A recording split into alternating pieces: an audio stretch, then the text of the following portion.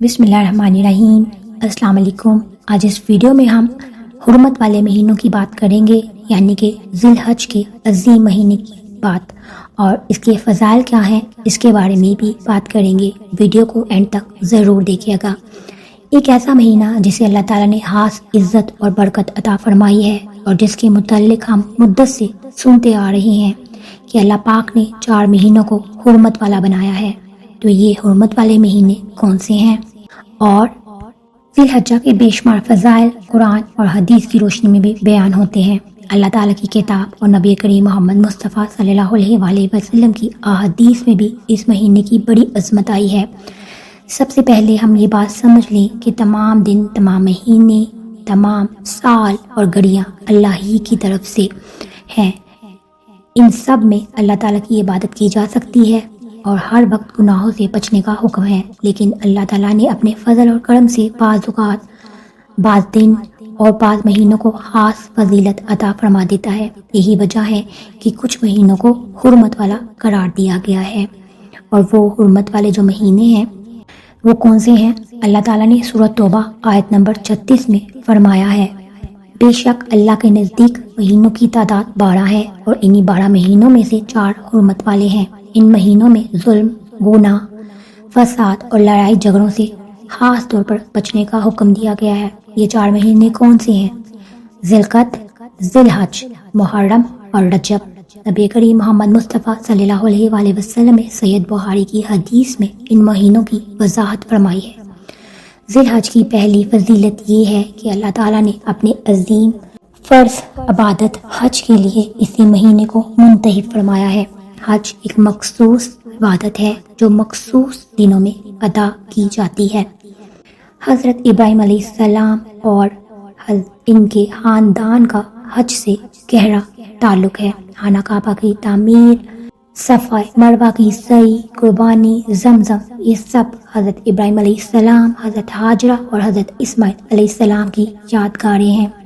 اللہ تعالیٰ نے حضرت ابراہیم علیہ السلام کو حکم دیا تھا، لوگوں میں حج کا اعلان کر دو۔ حضرت ابراہیم علیہ السلام نے عرض کی، اے اللہ، آواز تو دوں گا لیکن سنے گا کون؟ اللہ تعالیٰ نے فرمایا، ابراہیم، آواز دینا تمہارا کام ہے، پہنچانا میرا کام ہے۔ آج ہزاروں سال گزرنے کے باوجود دنیا بھر سے لوگ لبیک کہتے ہوئے بیت اللہ پہنچتے ہیں۔ لبیک اللہم لبیک۔ ذی الحج کی دوسری بڑی فضیلت یہ ہے کہ حرمت والا مہینہ ہے۔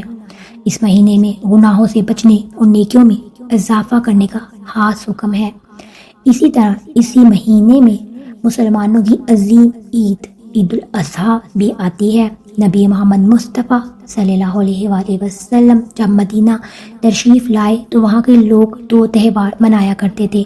آپ صلی اللہ علیہ وآلہ وسلم نے فرمایا، اللہ نے تمہیں ان سے بہتر 2 دن عطا فرمائے ہیں، عید الفطر اور عید الاضحیٰ۔ یہ دونوں اسلامی تہوار ہیں۔ اسی ذی الحج کے مہینے میں اللہ تعالیٰ نے دین کی تکمیل کا اعلان فرمایا تھا۔ حجۃ الوداع کے موقع پر عرفات کے میدان میں یہ آیت اتری تھی، آج میں نے تمہارے لیے تمہارا دین مکمل کر دیا۔ اسی طرح یہ قربانی کا مہینہ بھی ہے۔ قربانی صرف جانور قربان کرنے کا نام نہیں ہے، بلکہ اللہ کے لیے ہر چیز قربان کرنے کا جذبہ پیدا کرنے کا نام ہے۔ ہمیں چاہیے کہ حرمت والے مہینوں کی قدر کریں، ان مہینوں میں نیکیوں میں بڑھ چڑھ کر حصہ لیں اور گناہوں سے بچیں۔ اگر آپ کو یہ بیان فائدہ مند لگ رہا ہے تو ویڈیو کو شیئر ضرور کیجیے گا۔ اب ہم ذی الحج کے پہلے 10 دنوں کے فضائل، یوم عرفہ کی عظمت، تکبیرات، قربانی اور ان مبارک ایام میں کیے جانے والے اعمال کے بارے میں تفصیل سے بات کریں گے۔ یہ وہ دن ہیں جنہیں اللہ رب العزت نے سال کے سب سے افضل دن قرار دیا ہے۔ نبی محمد مصطفیٰ صلی اللہ علیہ وآلہ وسلم نے فرمایا، اللہ تعالیٰ کو ذی الحج کے پہلے 10 دنوں میں کیے جانے والے اعمال جتنے محبوب ہیں اتنے کسی اور دنوں کے اعمال محبوب نہیں ہیں۔ صحیح بخاری۔ صحابہ کرام رضی اللہ تعالیٰ عنہ نے عرض کیا، یا رسول اللہ صلی اللہ علیہ وآلہ وسلم، کیا جہاد بھی نہیں؟ آپ صلی اللہ علیہ وآلہ وسلم نے فرمایا، جہاد بھی نہیں، سوائے اس شخص کے جو اپنی مال جان لے کر نکلے اور کچھ واپس نہ لائے۔ سوچئے، جن اعمال کو اللہ پاک نے سب سے زیادہ پسند کیا ہے وہ یہی دن ہے۔ اسی لیے مومنوں کو چاہیے کہ ان دنوں کی قدر کریں اور زیادہ سے زیادہ نیک اعمال کریں۔ ان دنوں میں کیا اعمال کرنے چاہیے؟ کثرت سے تکبیرات پڑھنی چاہیے۔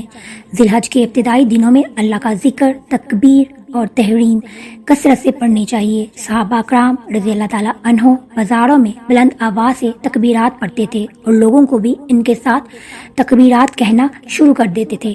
مشہور تکبیر یہ ہے: اللہ اکبر، اللہ اکبر، اللہ اکبر، لا الہ الا اللہ، واللہ اکبر، اللہ اکبر وللہ الحمد۔ ان دنوں میں سبحان اللہ، الحمدللہ، لا الہ الا اللہ، اللہ اکبر کا خوب اہتمام کریں۔ 2 روزوں کا اہتمام کریں۔ نبی کریم صلی اللہ علیہ وآلہ وسلم ذی الحج کے ابتدائی 9 دنوں کے روزے رکھا کرتے تھے۔ خاص طور پر 9 ذی الحج یعنی یوم عرفہ کا روزہ بہت عظیم فضیلت رکھتا ہے۔ آپ صلی اللہ علیہ وآلہ وسلم نے فرمایا، مجھے اللہ تعالیٰ سے امید ہے کہ یوم عرفہ کا روزہ ایک پچھلے اور ایک آنے والے سال کے گناہوں کا کفارہ بن جائے گا۔ صحیح مسلم۔ البتہ جو لوگ حج پر ہوں ان کے لیے عرفہ کے دن روزہ رکھنا مسنون نہیں۔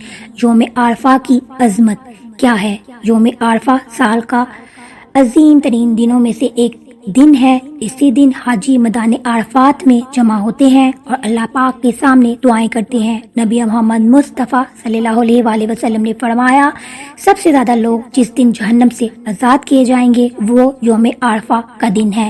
ایک اور روایت میں آتا ہے کہ اللہ تعالیٰ عرفہ کے دن فرشتوں کے سامنے اپنے بندوں پر فخر فرماتا ہے۔ یہ ایک ایسا دن ہے جس میں دعائیں قبول ہوتی ہیں، گناہ معاف ہوتے ہیں، اللہ کی رحمت جوش میں آتی ہے۔ نفل نماز، قرآن پاک کی تلاوت، ان دنوں میں فرض نمازوں کے ساتھ ساتھ نفل نماز کا بھی خاص اہتمام کرنا چاہیے۔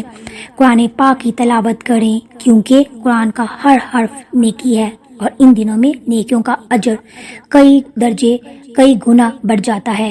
صدقہ اور خیرات کریں۔ صدقہ اللہ کے غضب کو ٹھنڈا کرتا ہے، مصیبتوں کو دور کرتا ہے۔ ذی الحج کے اس بابرکت دنوں میں صدقہ کرنا بہت افضل عمل ہے۔ غریب کی مدد کریں، کھانا کھلائیں، یتیموں کا خیال رکھیں، اپنی استطاعت کے مطابق اللہ کی راہ میں خرچ کریں۔ قربانی کی اصل روح۔ ذی الحج کا سب سے بڑا عمل قربانی ہے۔ قربانی صرف جانور ذبح کرنے کا نام نہیں بلکہ اللہ کے حکم کے سامنے مکمل اطاعت کا اظہار ہے۔ حضرت ابراہیم علیہ السلام اللہ کے حکم پر اپنے بیٹے حضرت اسماعیل علیہ السلام کو قربان کرنے کے لیے تیار ہو گئے تھے۔ اللہ پاک نے ان کی اس عظیم قربانی کو قبول فرمایا اور قیامت تک آنے والے مسلمانوں کے لیے قربانی کو عبادت بنا دیا۔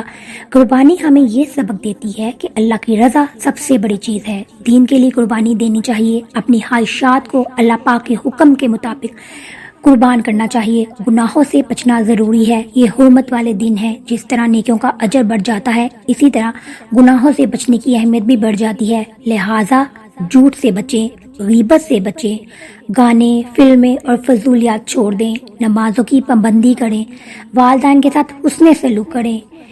آخر میں آپ کو یہ کہنا چاہوں گی کہ یہ دن بار بار نہیں آتے۔ بہت سے لوگ پچھلے سال ہمارے ساتھ تھے مگر آج اس دنیا میں نہیں۔ ہو سکتا ہے یہ ذی الحج ہماری زندگی کا آخری ذی الحج ہو، اسی لیے اپنے رب سے تعلق کو مضبوط کریں، سچے دل سے توبہ کریں، نیکیوں میں آگے بڑھیں، اللہ کا ذکر کثرت سے کریں۔ اللہ رب العزت ہمیں ذی الحج کے ان بابرکت دنوں کی صحیح قدر کرنے والا، زیادہ سے زیادہ نیک اعمال کرنے، گناہوں سے بچنے اور اپنی رحمت سے معاف فرمائے۔ آمین یا رب العالمین۔ اگر آپ کو یہ ویڈیو اچھی لگی ہو تو پلیز لائک اور شیئر ضرور کیجیے گا۔ چینل پر نئے ہیں تو اسے سبسکرائب کر دیجیے۔ اپنا بہت سا خیال رکھیے گا۔ اللہ تعالیٰ آپ سب کو اپنے حفظ و امان میں رکھے۔ اللہ حافظ۔